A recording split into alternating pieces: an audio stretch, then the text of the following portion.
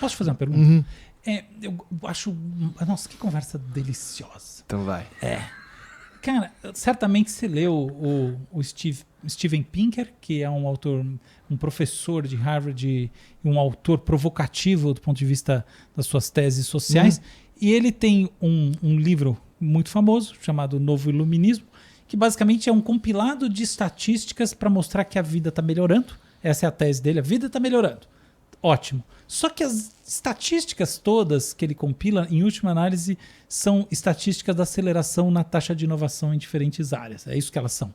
Então, por exemplo, olha, a taxa de novos remédios para tratamento fez assim, a taxa de não sei o que fez assado. A minha pergunta para você é exatamente sobre isso. Como você vê esse tipo de coisa? Assim, cherry picking, quer dizer, são escolhas pontuais para provar a tese do cara? Não é bem isso, não é porque a vida está melhorando que ele está mostrando isso. Como é que você vê o negócio? Primeiro assim, vamos reconhecer. Primeiro tem o fenômeno global. O mundo está melhor.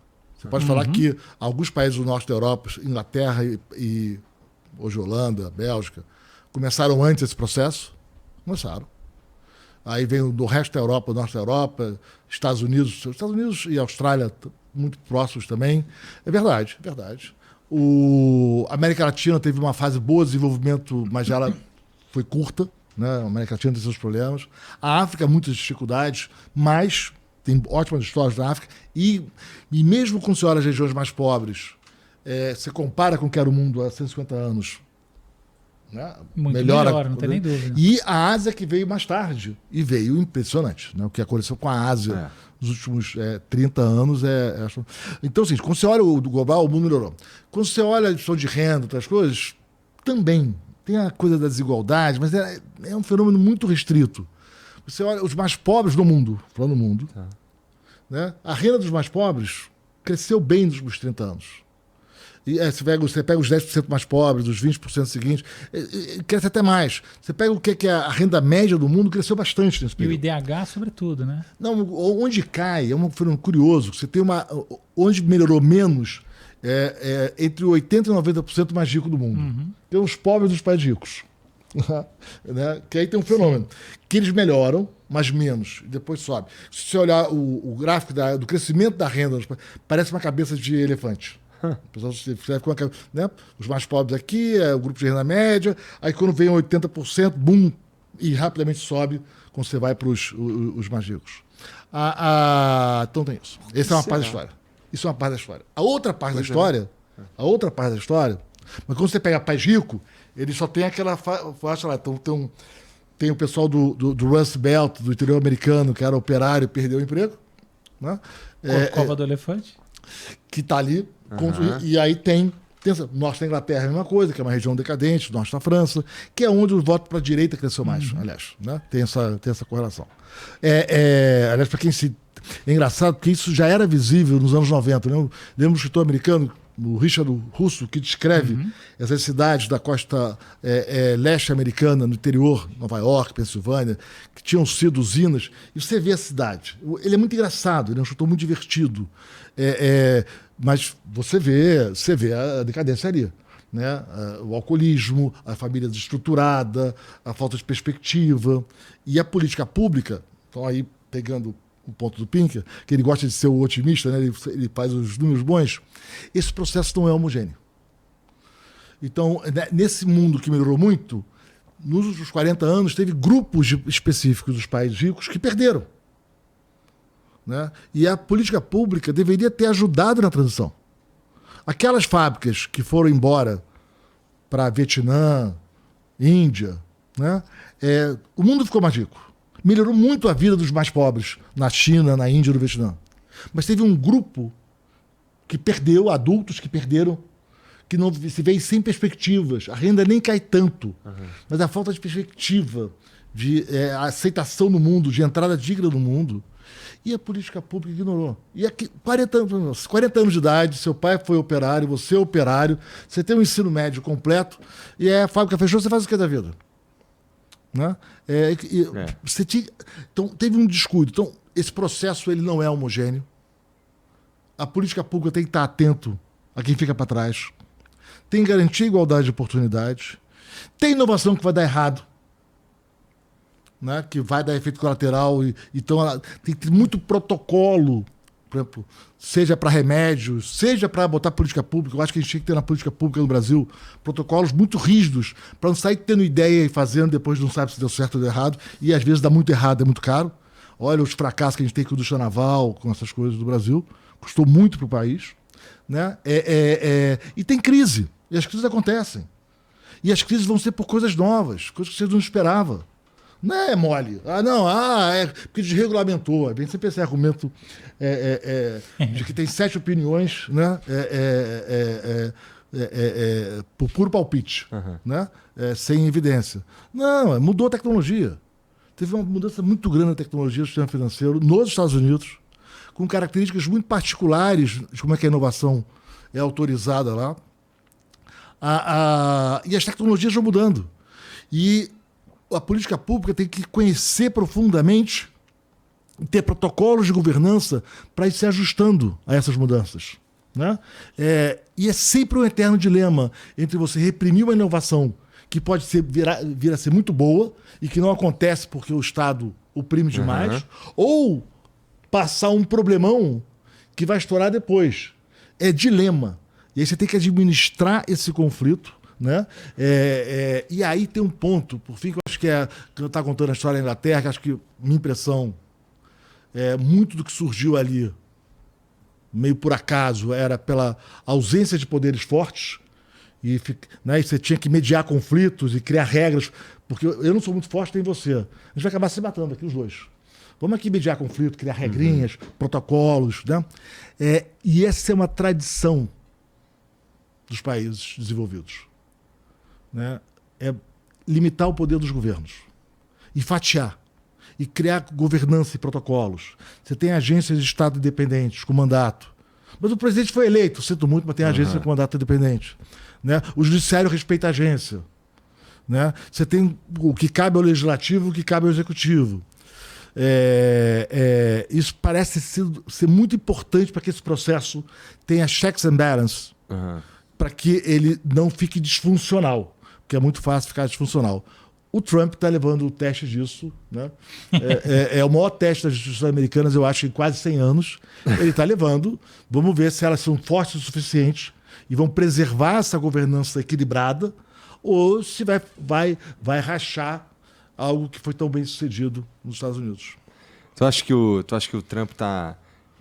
isso que ele está... Agora ele tá nessa de Gaza virar um resort, não sei o quê. Tu viu? Acho que foi hoje que ele postou uma...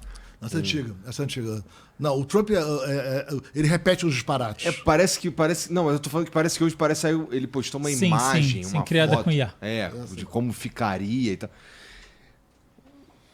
Porra, bizarro, a palavra acho que é essa, bizarro que o chefe de Estado americano meta umas dessa daí, tá ligado? Então eu só consigo imaginar o que pode ter por trás, na verdade, né? O que ele quer, o que ele tá realmente, qual que é o objetivo dele com isso, porque, porra, ele não espera de verdade que alguém aceite isso como uma solução, né? Espero que não. Qual que você acha que é a estratégia? Eu não sei. Aí, relações internacionais não é meu forte. O governo americano, a Constituição americana, ela tem uma peculiaridade. Né? Eles não queriam presidente. Passaram anos sem ter presidente. Não queriam poder centralizado. A resistência que teve a ter Banco Central. Né? Que o FED foi criado no começo do século XIX, aí fecham, né? Andrew Jackson, né? Se a memória não falhou, para voltar depois da crise de 1907, 2008, tem uma crise financeira que o Morgan atua, e aí fala assim, a gente precisa de uma agência reguladora para o sistema financeiro. Aí que vai ser criado o FED alguns anos depois. Então eles desenharam uma presidência fraca nos Estados Unidos. O presidente americano, o executivo americano pode entrar em temas de comércio entre os estados ou política internacional, porque aí não tinha jeito. Política internacional. Relações internacionais. Tem muita agência de Estado forte.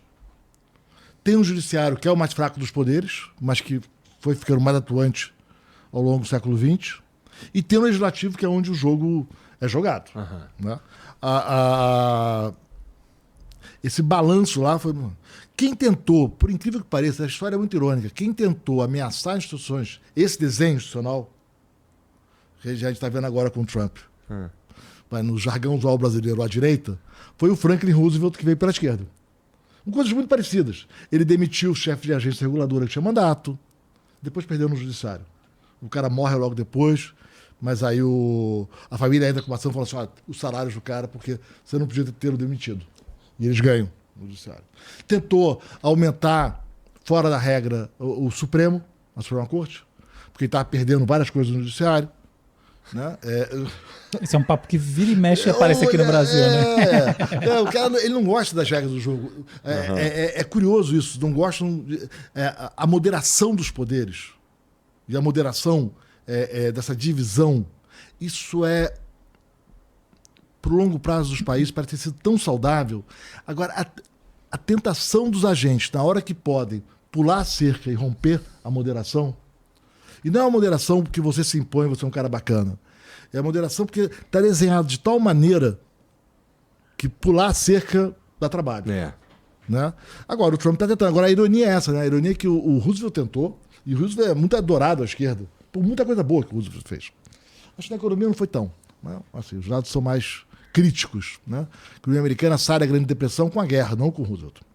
Pelo contrário. Né? Pelo menos os dados que tenho acompanhado não dizem isso.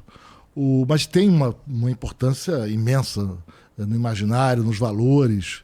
Né? Mas quem tentou ultrapassar a institucionalidade, que eu me lembro, como o Trump está tentando fazer, foi o Roosevelt.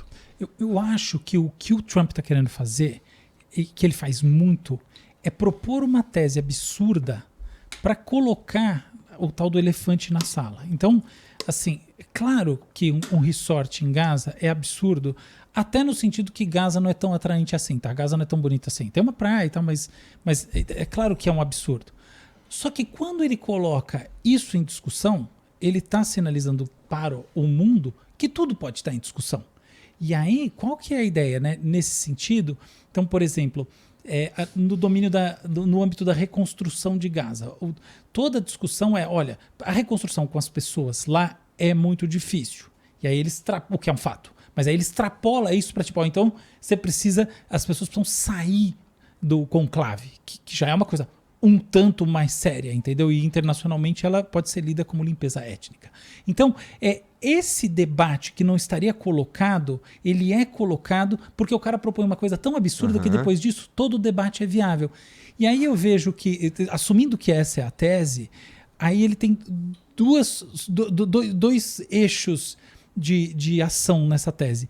O primeiro eixo de ação, eu acho, tá, é cutucar os países árabes na linha de, olha, se vocês não estiverem muito disponíveis aqui, muito abertos, inclusive para bancar a reconstrução, para atuar do nosso lado, tá? Então, sobretudo Jordânia e Egito, eu vou mandar vocês para aquele lugar.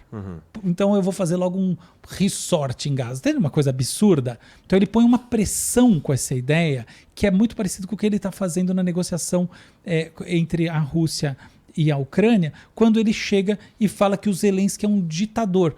Veja, de fato não está tendo eleição na Ucrânia, mas quando você tem uma guerra, você não pode ter eleição, isso está na Constituição. Então não é porque o cara é um ditador. Então esse é um eixo de ação. O outro eixo de ação eu acredito que seja dentro dos Estados Unidos.